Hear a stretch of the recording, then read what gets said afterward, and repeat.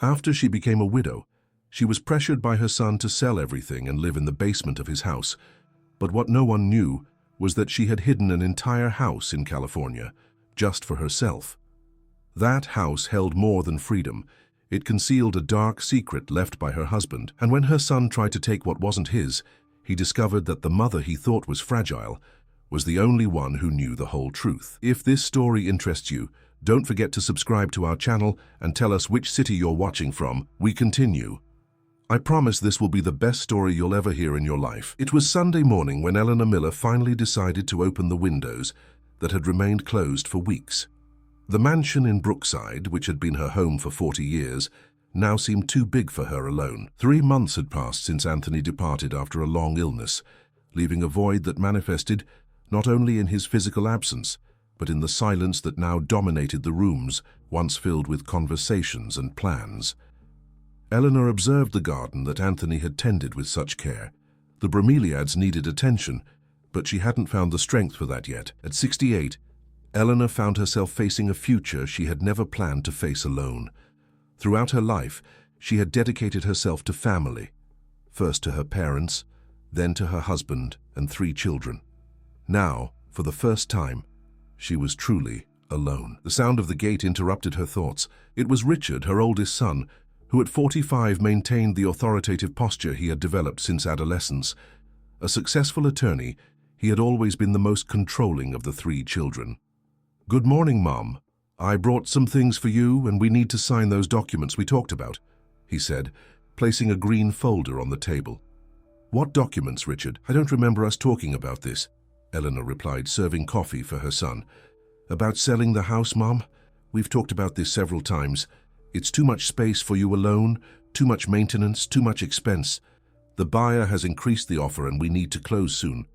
Eleanor felt her heart race. She didn't remember agreeing to sell her house. Yes, the children had mentioned it would be better for her to move to a smaller, more practical place, as they said. But to already have a buyer and documents ready. "And where would I go?" she asked, trying to keep her voice steady. "Everything's arranged. You'll stay in the guest room at my house. We've already adapted it to make you more comfortable," he answered with a smile that didn't reach his eyes. At that moment, Eleanor's cell phone rang. It was Martha, her middle child, wanting to know if Richard had arrived with the papers. Eleanor hung up without answering and stared at her son. "Why such a hurry, Richard?" "It's a unique opportunity, Mom. The buyer is paying above market value. Besides, you can't stay alone here. What if you get sick? What if you fall? At my apartment, you'll always have someone nearby." Eleanor knew that tone. It was the same one Richard used when trying to convince difficult clients. She realized that was exactly what she had become. A client to be convinced, not a mother to be respected. She excused herself and went to the bedroom. On the nightstand, next to a photo of her with Anthony, was the small wooden box her husband had given her days before his passing. She hadn't yet found the courage to open it. She sat on the bed and finally lifted the lid. Inside was an antique compass that had belonged to Anthony's grandfather, an envelope and a flash drive. With trembling hands, she opened the envelope and found a letter written in Anthony's already unsteady handwriting.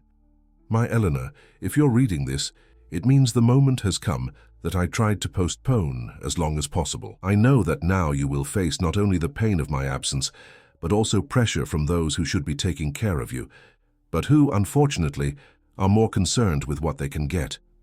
Forgive me for not speaking sooner, but I didn't want to tarnish the image you have of our children. Richard is drowning in gambling debts he's been hiding for years. Martha sees the sale of the house as an opportunity to finally leave Edward, but doesn't have the courage to do so without financial reserves. And Greg, our youngest, forged your signature on a loan using your documents. All of them will see in your supposed fragility an opportunity. But you, my love, were never fragile. You simply chose kindness as your strength. Now I ask that you choose yourself.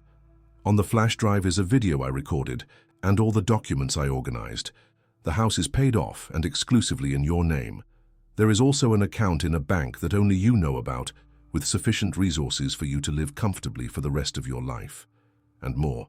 I bought a house on Malibu Beach, your favorite place in the world. It's furnished and ready to receive you when you decide. The compass that accompanies this letter belonged to my navigator grandfather. He used to say that more important than knowing where to go is knowing who you are. Find your north, Eleanor. Live the rest of your days with the same intensity with which you lived caring for others. This time, take care of yourself. Forever yours, Anthony. Eleanor let the tears flow freely as she pressed the letter against her chest. A mix of emotions flooded her. Gratitude for Anthony's care, sadness for the revelations about their children, and a spark of something she hadn't felt in a long time: determination. She carefully put the letter in her purse along with the flash drive and the compass. She took a deep breath and returned to the living room, where Richard was on the phone, probably with one of his siblings. "I've already talked to her. I'm just waiting for her to sign," he was saying, not noticing his mother's presence. "If she doesn't sign today, we'll have to accelerate Plan B." Eleanor cleared her throat and Richard quickly hung up the phone. For the first time in many years, she looked at him not as her son who needed approval, but as an adult man trying to manipulate her. "Richard, I'm not signing anything today," she said, with a calmness that surprised them both. "I need to think carefully about such an important decision." "But Mom, everything's already arranged. The buyer won't wait long." "Then let him find another house. This one is still mine." The phone rang again. It was Edward, Martha's husband. "Mrs. Miller, it's good to speak with you. Martha told me you're selling the house. She's so excited about her share that she's already chosen an apartment to buy when she leaves me." Eleanor felt a chill. So Edward didn't know about his daughter's plans either. How many more secrets were being kept? "Edward, I think there's been a misunderstanding. I'm not selling my house." After hanging up, Eleanor noticed Richard's furious expression. He grabbed his car keys and left, slamming the door, promising to return the next day when she would be more reasonable. Alone again, Eleanor connected the flash drive to the old laptop she used for video calls with her grandchildren. Anthony's face appeared on the screen, still worn by illness, but with the bright eyes she loved so much. "Eleanor, my love, if you're watching this video, it means you found the courage to open my letter. I know it's not easy to discover difficult truths about those we love, but you've always been stronger than all of us. You just didn't realize it." Eleanor watched the video 3 times in a row. Each time she felt stronger, more determined. By the time the sun began to set, she had made her decision. She picked up the phone and dialed a number she hadn't used in years. "Betty, it's Eleanor. I know it's been a while, but I need your help." "Yes, it's about the house. No, I don't want to sell it yet. Actually, I need a trusted attorney." As she hung up, Eleanor looked at Anthony's portrait on the living room wall. For the first time since his departure, she smiled genuinely. "You always knew, didn't you, that this moment would come? Thank you for preparing me, my love." The compass, now on the center table, seemed to shine under the lamplight. Eleanor picked it up, feeling its weight in her hands. It was time to find her own north. The next morning, Eleanor woke up with a determination she hadn't felt in years. The weight of the revelation about her children was still there, but now there was something stronger, the certainty that she needed to act. Betty, her friend from youth and now a respected attorney, would arrive in a few hours. While preparing a hearty breakfast, Eleanor felt her cell phone vibrate repeatedly with messages from her children. Martha questioned why she had called Edward. Greg, the youngest, asked if she needed help with the month's bills. Richard sent links to nursing homes for her to know the options. Eleanor set aside the cell phone without responding to any message. For the first time, she allowed herself to see the pattern of manipulation that she hadn't perceived for years, or perhaps didn't want to perceive.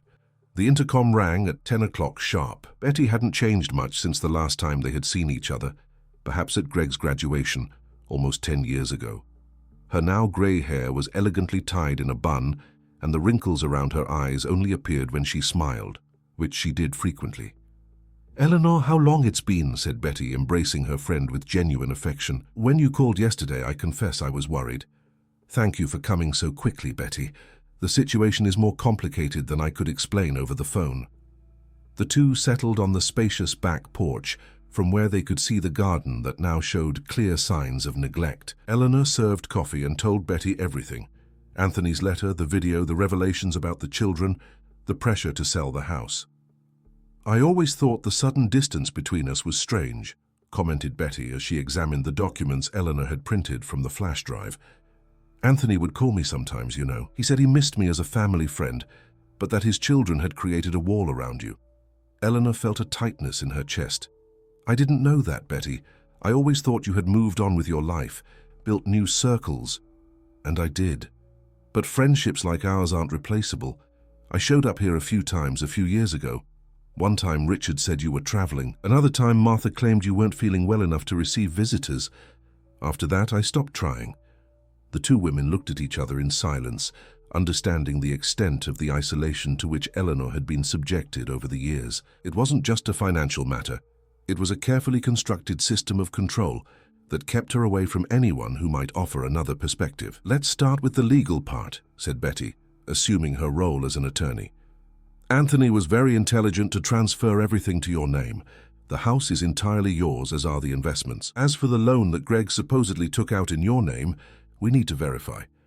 Eleanor opened the desk drawer and took out a folder with bank statements.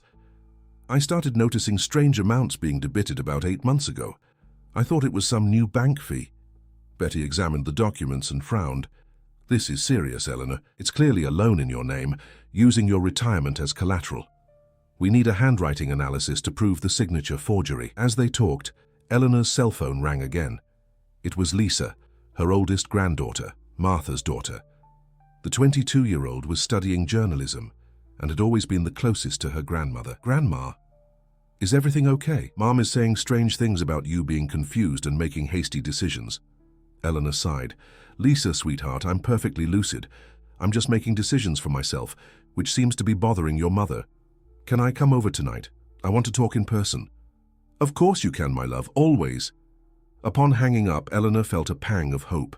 Lisa had always been observant and fair. Perhaps she was the only one in the family capable of understanding her reasons without the filter of self-interest. "Eleanor, we need to act quickly," said Betty, bringing her back to reality. "Your children might try to file for guardianship, claiming you're not mentally capable of managing your assets." "They would do that to me. Based on what you've told me, I wouldn't doubt it. We need a recent medical certificate attesting to your full cognitive capacity." Eleanor nodded, feeling a mix of sadness and indignation. "I have an appointment with my geriatrician next week. I can move it up." "Good. And what about the Malibu house that Anthony bought? Have you been there yet?" "Not yet. I only have the address and the keys that were with the letter." Betty smiled, her eyes shining with an idea. "What if we go there today? You need to know your refuge before making any definitive decision." The suggestion caught Eleanor by surprise. It had been years since she had left the house for anything beyond medical appointments and obligatory family commitments. The idea of a small adventure, even if just to the California coast, made her heart race. "Let's go," she finally said, surprising herself with the determination in her voice. "Let me just pack a small bag." While Eleanor gathered some clothes, Betty organized the documents and made some phone calls. An hour later, they were on the road in Betty's comfortable sedan, with Mozart playing softly on the radio, exactly like in the old days when the two friends took small trips on holidays. "You know what's ironic?" commented Eleanor, as she watched the landscape gradually change from the grey of the city to the green of the hills. "I always postponed my own dreams to fulfill those of others. I wanted to study literature, remember? But my parents needed help with the store. Then came marriage, children. Don't get me wrong, I loved every moment with Anthony and the kids. But I always put my own wishes second. It's never too late to start over, Eleanor. Look at me.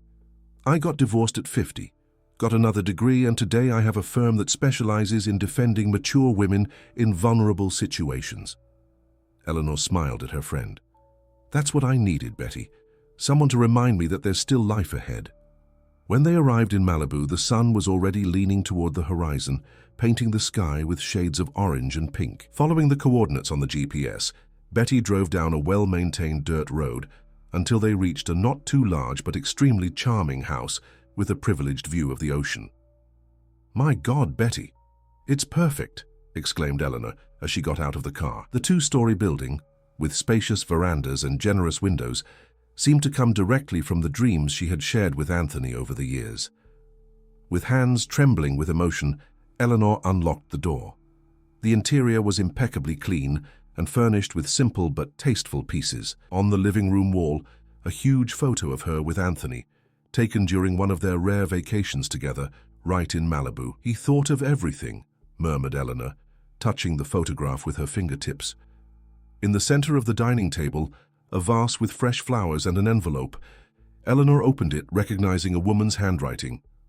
"Welcome to your home, Mrs. Miller. As arranged with Mr. Anthony, I keep everything clean and the flowers always fresh for when you decided to come. My name is Connie. I live in the yellow house you passed before arriving here. Anything you need, I'm at your disposal. Mr. Anthony asked me to tell you that this place has always been yours.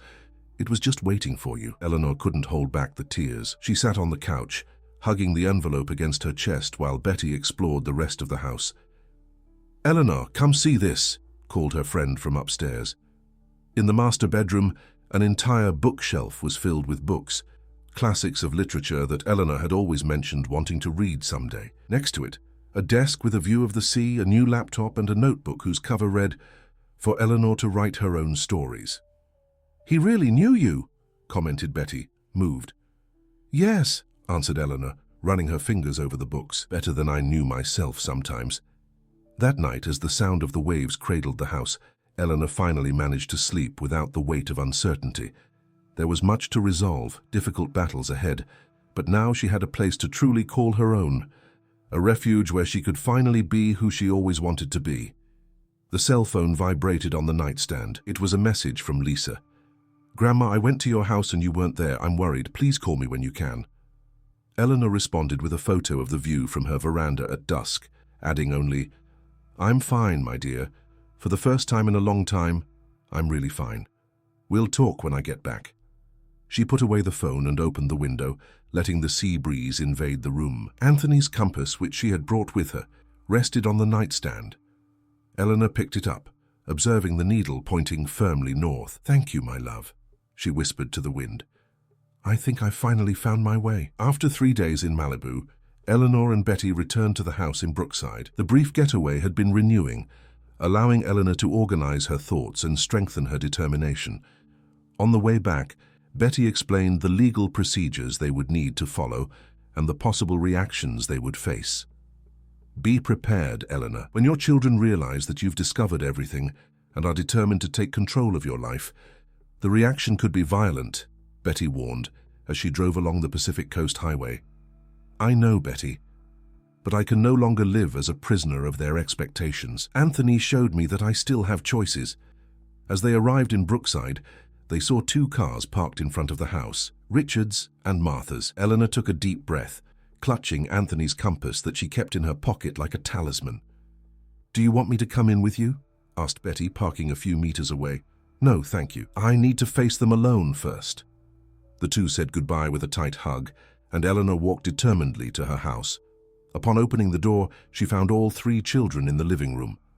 Martha was nervously pacing back and forth, Greg was sitting with his face in his hands, and Richard, standing by the window, was the first to speak. "Where have you been? We called hospitals, police stations. Lisa came here yesterday and the house was empty." Eleanor calmly placed her small suitcase on the floor and looked at each of her children before responding, "I went to see my beach house in Malibu, the one your father bought for me before he left." The silence that followed was deafening. The 3 siblings exchanged confused and alarmed looks. "What kind of story is this, Mom? Dad didn't buy any house," protested Martha, approaching. "Yes, he did, Martha, just as he organized all the documents and transferred everything to my name. He also left a video telling about Richard's gambling debts, your plans to separate using the money from the sale of this house, and the loan that Greg took out in my name with a forged signature." Greg visibly paled, while Richard advanced with his face contorted in anger. "You're delusional. This is what we've been talking about for weeks. You're not in a condition to manage your own life." "I have the loan documents, Richard, and a handwriting analysis is already underway to prove the forgery of my signature," Eleanor replied with a calmness that surprised even herself. "As for your gambling debts, your father paid the most urgent ones before he left, but he kept records of those you continue to incur." "This is absurd. Who put these ideas in your head?" "It was that lawyer friend of yours who showed up here the other day, wasn't it?" vociferated Richard. "Don't blame Betty for your own actions, son." Martha, visibly disturbed, sat on the sofa. "Mom, you don't understand. We're worried about your well-being. This house is too big, it's too much work. And the money from the sale would be convenient for your new apartment after the divorce, wouldn't it?" completed Eleanor, making her daughter's eyes widen in shock. Edward called me, remember? The atmosphere in the room was becoming increasingly tense. Greg, who until then had remained silent, stood up with teary eyes. Mom, I can explain about the loan. I was desperate. I was going to lose my apartment. I had debts with dangerous people. You could have asked me for help, Greg. I would have done what I could. But you chose to deceive me, to use my name without permission. Before Greg could respond, the doorbell rang. Eleanor opened the door and found Lisa, who hurried in and looked around, assessing the situation. I came to see how you are, Grandma. It seems I arrived at a delicate moment. Go home, Lisa. This is a family matter, ordered Martha, standing up. Grandma is my family too, Mum, replied the young woman firmly, positioning herself next to her grandmother. Eleanor felt a wave of gratitude for her granddaughter's presence. Lisa had always been different, observant, fair, with an ethical sense that seemed to have skipped a generation. I don't know what's happening here, but if you're pressuring Grandma to sell her house, that's wrong, declared Lisa, facing her mother and uncles. You don't understand any of this, girl. Your grandmother needs care, supervision. She can't live alone anymore, retorted Richard, his face red with irritation. Who said? She seems perfectly capable to me. In fact, I've never seen her so determined. The family confrontation was interrupted by the ringing of Eleanor's cell phone. It was Betty advising that she had secured an emergency meeting with the judge for the next day to address the issue of the fraudulent loan. Upon hanging up, Eleanor faced her children with a serene but resolute expression. From now on, any matter related to this house or my assets will be discussed in the presence of my attorney. And yes, Betty is legally representing me. Richard let out a sarcastic laugh. Attorney? You can barely remember to take your medications and now you want to play hardball with us? We'll see what the judge says when we present an evaluation of your mental condition. I've already arranged for a complete neurological assessment, son. The result was excellent, by the way. Memory and cognition above average for my age. The atmosphere in the room was dense. Decades of dysfunctional family dynamics were coming to the surface all at once. Years of subtle manipulations, of small decisions made without consultation, of a gradual erosion of Eleanor's autonomy. You have two options, she continued, feeling an inner strength she didn't know she possessed. You can accept that I am perfectly capable of making my own decisions, and we can begin a new phase in our relationship based on mutual respect. Or you can continue on this path of control attempts, and then we'll have to resolve everything judicially. Martha was the first to yield, tears streaming down her face. Mom, it's not fair. I just wanted to restart my life. This marriage has been suffocating me for years. And you think it's fair to use the money from my house for that? Why didn't you talk to me openly? Greg intervened, his voice breaking. We thought you wouldn't understand, that you would take Dad's side, as always. Your father's side. Greg, your father knew everything. He just wanted to spare me while he fought against his illness. He protected me until the end, preparing everything so that I could defend myself from you when he was no longer here. Lisa, who was observing everything with growing understanding, approached her uncle Richard. If Grandma really has memory problems like you say, why such a hurry to sell the house? Why not wait until she gets better? Richard shot a scathing look at his niece. Don't get involved, Lisa. You don't know anything. I know enough to recognize when someone is being pressured, retorted the young woman. Turning to her grandmother, she asked, Grandma, what do you really want to do? Eleanor smiled at her granddaughter, grateful for the question that no one else had asked.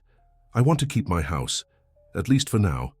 I want to live my life on my own terms. I want to read all the books I've postponed for decades. Maybe write my memoirs. I want to spend time in Malibu feeling the sea breeze. And I want my children to solve their own problems without using my resources as an easy solution. The direct and sincere response left everyone silent. Even Richard seemed momentarily speechless. Taking advantage of the moment, Eleanor walked to the door and opened it, a clear gesture that the family meeting was over. Tomorrow I have a hearing at the courthouse. After that we can talk again, more calmly and, I hope, with more honesty. Reluctantly, the three children headed for the exit. Martha still tried one last appeal, holding her mother's arm. Mom, everything we did was thinking of your good. No, Martha, it was thinking of your own good. There's a big difference. When the door closed behind the last child, Eleanor felt her legs weaken. Lisa quickly supported her, leading her to the sofa. Are you okay, Grandma? Do you want me to call someone? I'm fine, dear, just tired. It was a difficult confrontation. Lisa sat next to her grandmother, holding her wrinkled hands in hers. I'm proud of you. It was incredible to see how you faced all of them. Eleanor smiled, caressing her granddaughter's face. Thank you for staying by my side, Lisa. It means a lot to me. I'll always be by your side, Grandma. You've always been the strongest person I know, even when you didn't realize it. The two remained silent for a few minutes, absorbing the day's events. Finally, Lisa spoke. Grandma, can I make a request?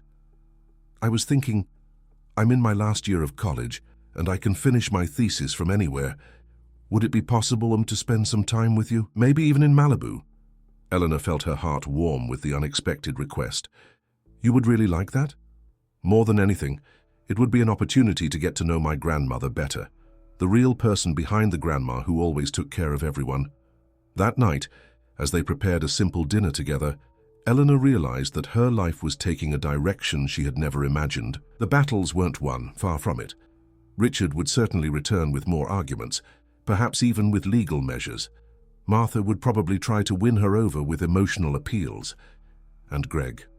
Poor Greg, always the most fragile, the most susceptible to influences. But now Eleanor had allies.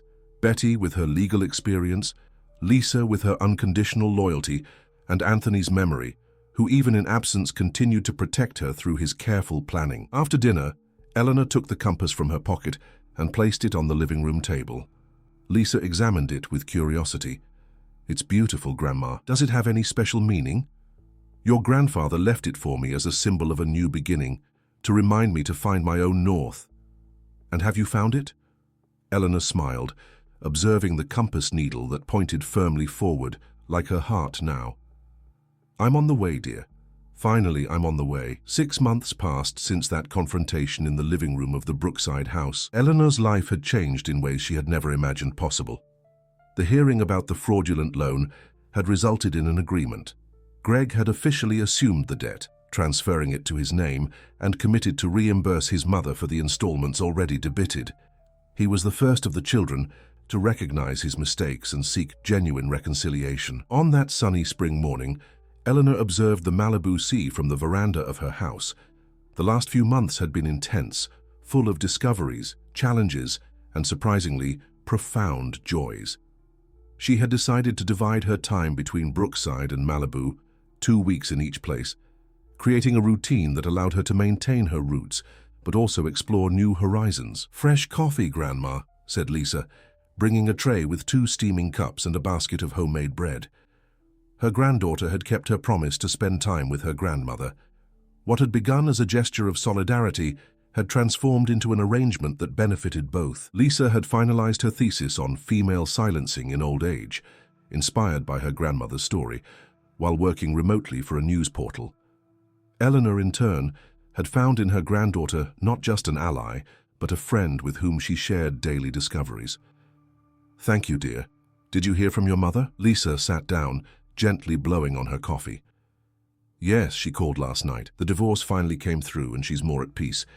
She found a small but cozy apartment near the psychology college where she started studying. Eleanor smiled. Martha's transformation in recent months was remarkable. After the initial shock of seeing her plans frustrated, the daughter had gone through a period of reflection that led her to rethink her own choices. The divorce happened, but in a friendly manner, and without financially depending on her mother.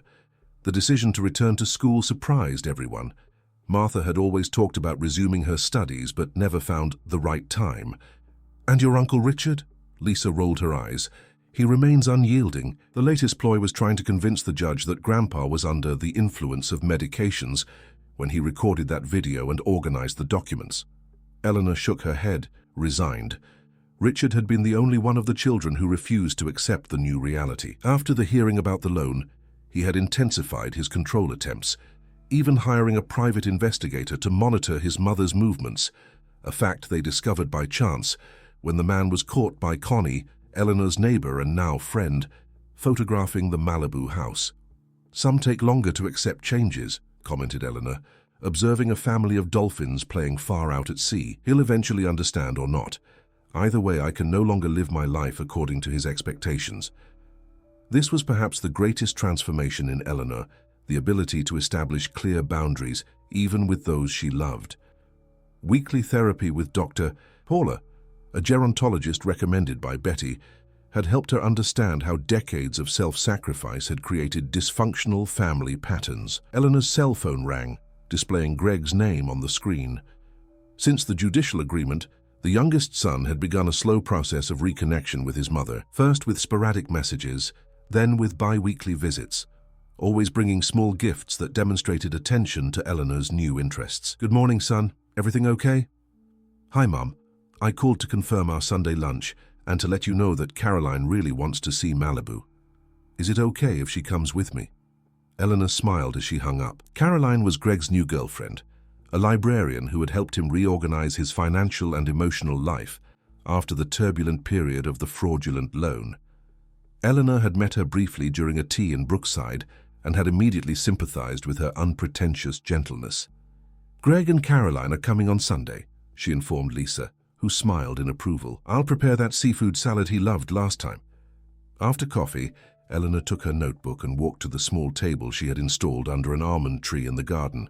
There, protected by the generous shade and lulled by the sound of the waves, she wrote daily, sometimes memories of her long life, other times reflections on the present, and occasionally, to her own surprise, fictional tales that sprang from her newly liberated imagination. The group of women from the local community would begin to arrive in an hour for the weekly creative writing workshop that Eleanor had started almost by chance. It all began when Connie, fascinated by Eleanor's notebooks, asked for some writing tips. Soon other neighbors joined, and what was an informal meeting between two women transformed into a group of 8 regular participants, all over 60, all with powerful stories to tell. While organizing the materials for the workshop, Eleanor reflected on how her life had blossomed in recent months. The social circle that had formed in Malibu was diverse and stimulating. People who knew her for who she was now, not for who she had been. In Brookside, her house continued to be her refuge, but it was no longer a prison of memories. She had reorganized the rooms, donated objects that no longer made sense in her new life, and transformed Anthony's old office into a studio where she experimented with watercolors, another postponed dream that was now coming true. The intercom rang, announcing Betty's arrival. The friend who had initially come as an attorney had become a constant presence in Eleanor's life. After resolving the most urgent legal issues, the two rediscovered their interrupted friendship, filling the gaps of decades with sincere conversations and easy laughter. "I brought those Portuguese novels you wanted and a surprise," announced Betty as she entered, carrying a colorful fabric bag. The surprise was an invitation to a literature conference in Lisbon, where Eleanor had been invited to participate in a panel on writing as an empowerment tool in old age. The invitation had come through a university professor who had learned about the Malibu Group's work through an article that Lisa had written for the portal where she worked. "Lisbon? Me? But how?" "Your story has inspired many people, Eleanor, and it's not just about writing. It's about starting over, about finding your own voice after decades of silence." Eleanor held the invitation with trembling hands, feeling a mixture of excitement and terror. The idea of traveling to another country, of speaking in public about her experiences, seemed simultaneously wonderful and frightening. "I don't know if I have the courage," she confessed. "A year ago, you didn't have the courage to confront your children, and look where we are," Betty reminded her with an encouraging smile. At that moment, Lisa entered the veranda, carrying the laptop. "Grandma, the email from that independent publisher arrived. They loved your short stories and want to publish a collection." The three women hugged, celebrating yet another unexpected achievement. What had begun as therapeutic writing exercises had transformed into stories that resonated with other women. Stories about late new beginnings, about courage found in moments of despair, about the discovery that it's never too late to reinvent oneself. Later, as the workshop participants shared their texts in an informal circle in the garden, Eleanor observed those women, some shy, others expansive, all with lives marked by sacrifices similar to hers. She realized how her own journey had become a catalyst for other transformations. Mrs. Zelda, a 78-year-old widow who had never written more than shopping lists, was now working on a diary for her grandchildren. Sarah, divorced at 65 after a controlling marriage, used fiction to process decades of small daily violences. Irene, the oldest in the group at 82, wrote poems about the aging body with a frankness that had initially shocked, but later inspired the others. At the end of the afternoon, when everyone had left, Eleanor received an unexpected call. It was Richard. "Mum."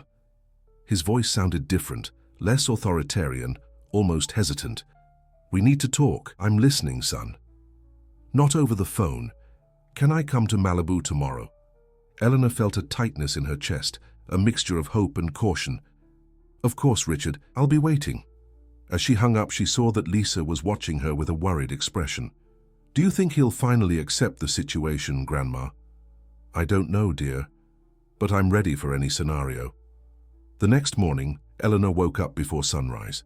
She walked along the deserted beach, observing the horizon that gradually illuminated with shades of pink and orange. Anthony's compass, which she now always carried with her, weighed comfortingly in the pocket of her robe. When Richard arrived around 10, Eleanor received him on the veranda.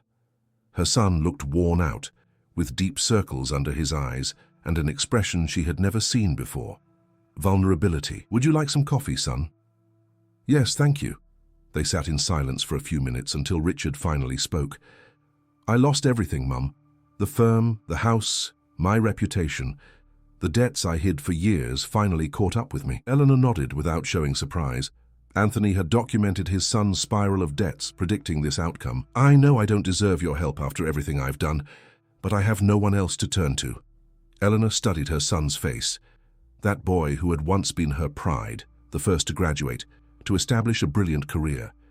She remembered how he had gradually changed, becoming more rigid, more controlling, more distant from his own feelings. "What exactly do you expect from me, Richard?" "A loan to start over. I promise I'll pay back every cent." Eleanor took a deep breath. "I can't do that, son." Richard stiffened, the old arrogance momentarily returning. "Why? You have enough money. Is it revenge?" "No, Richard, it's because it wouldn't be healthy for either of us. You need much more than money right now." "What do you mean?" "That maybe it's time for you to face your real problems. The compulsive gambling, the need for control, the fear of failure that you hide behind this facade of perfection." Richard opened his mouth to protest, but no sound came out. His eyes welled up, and for the first time in decades, Eleanor saw her oldest son cry openly, his shoulders shaking with sobs contained for too long. "I don't know how to live any other way, Mom. I don't know how to be vulnerable." Eleanor moved closer, holding her son's hands in hers. "I can help you, Richard. Not with money, but with support to seek appropriate treatment. The same therapist who helped Greg could see you." Her son looked at her, his face marked by tears and years of tension. "You still care about me. Even after everything I did, you're my son, Richard. Nothing changes that. But our relationship needs to be rebuilt on new foundations of mutual respect, of honesty." That afternoon, Eleanor and Richard talked as never before. The son revealed the spiral of betting that had begun as fun and transformed into a devastating addiction. He told about the failed marriages, the superficial relationships, the emptiness he tried to fill with professional success and control over others. When Richard finally left, taking with him the therapist's contact information and the promise to begin treatment, Eleanor felt that a cycle was completing. There were no guarantees that her son would follow the path to recovery, but the truth was finally exposed, and that in itself was already a beginning. At night, gathered with Lisa and Betty for a simple dinner by candlelight, Eleanor shared the day's events. "I'm proud of you, Eleanor," said Betty, raising her glass in a toast. "You offered real help, not an easy solution." "I learned that from you," replied Eleanor, looking affectionately at the two women who had become her greatest allies. "To follow my own north, as Anthony used to say." Later, alone in her room, Eleanor opened the letter from Lisbon and reread the invitation. The idea of crossing the ocean, of sharing her story in a distant country, no longer seemed so frightening.